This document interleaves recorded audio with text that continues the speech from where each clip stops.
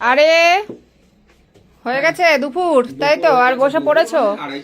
আর তো আজকে বেশি কিছু দেখা যাচ্ছে সামনে নেই, অল্প। বেশি কিছু করতে বারণ করেছি। তো কি আজকে কি রান্না হয়েছে? আজকে আমি করিনি, মাই সব করেছে। মা করেছে।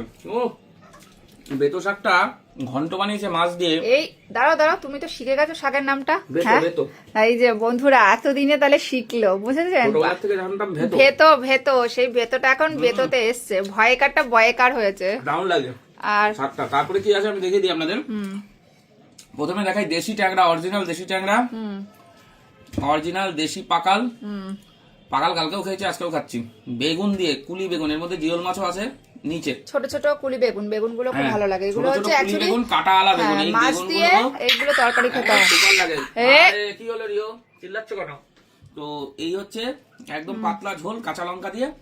আর আর এটা কি? শেষ পাতে আছে আমার নাম ভোলা, তাই খাই ভোলা।